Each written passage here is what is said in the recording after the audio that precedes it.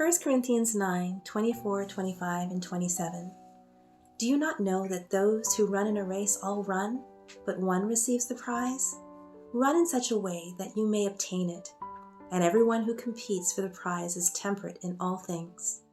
Now they do it to obtain a perishable crown, but we for an imperishable crown. But I discipline my body and bring it into subjection, lest, when I have preached to others, I myself should become disqualified. Hi, I'm Tara. We are told that our first duty towards God and our fellow beings is that of self-development. Every faculty with which the Creator has endowed should be cultivated to the highest degree of perfection, that we may be able to do the greatest amount of good of which we are capable.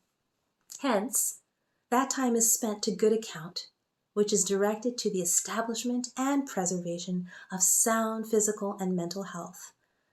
We cannot afford to dwarf or cripple a single function of mind or body by overwork or by abuse of any part of the living machinery. As surely as we do this, we must suffer the consequences. In the 18th century, writers and orators such as Patrick Henry made a distinction between moderation and temperance.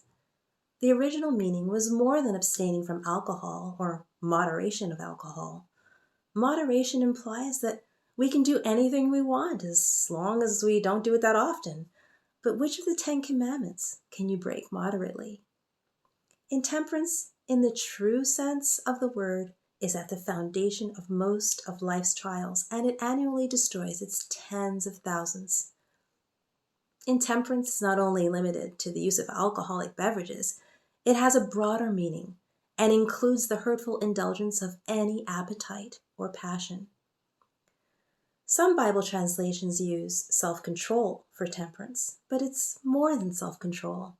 It is a God-given sense to use all He has given us only as He directs. All of our appetites and desires come under the control of true temperance. This is the real challenge. More than our physical appetites, temperance deals with our minds and morals. Many believe trying everything once is practicing temperance.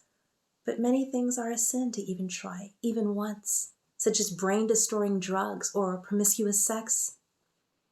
For healthy living, we must abstain from everything God says is harmful, using what is beneficial only as far as God instructs.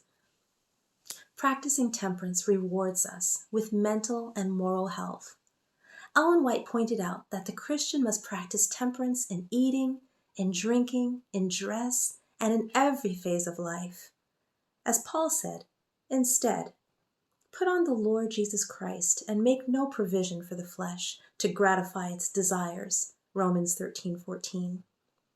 This must be a fruit of the Spirit, and we must seek God for it.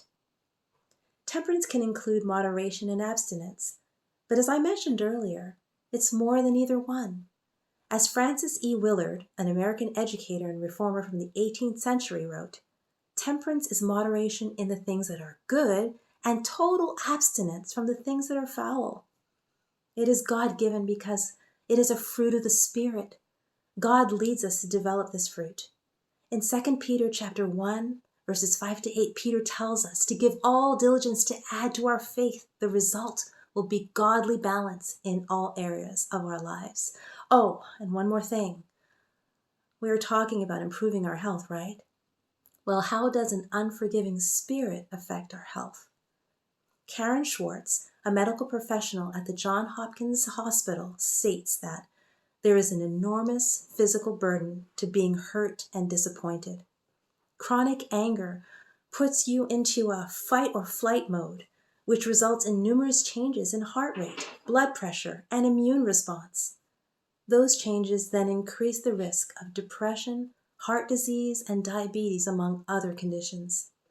However, the good news is that studies have found that the act of forgiveness can reap huge rewards for your health, lowering the risk of heart attack, improving cholesterol levels, better sleep patterns, reducing pain, regulating blood pressure, lower levels of anxiety, depression, and stress. In a book called The Power of Forgiveness by Ellett Wagner, he stated that when Jesus, illustrating the forgiveness of sin, said to the man, "Arise, take up your bed, and go to your house," the man arose obedient to his voice. The power that was in the words of Jesus raised him up and made him well. That power remained in him, and it was in the strength that was given him on removing the palsy that he walked for the rest of his life, provided, of course, that he kept the faith. This is illustrated by the psalmist when he says, "I waited patiently for the Lord, and he inclined unto me and heard my cry. He brought me up also out of a horrible pit and out of a miry clay, and set my feet upon a rock, and established my goings." What a powerful God we serve, who is so willing to labor with us in mercy and grace to give us victory in every area of our lives. So back to Corinthians 9. Let's run the race that we may obtain the crown, encourage each other, and hold each other accountable to do the same.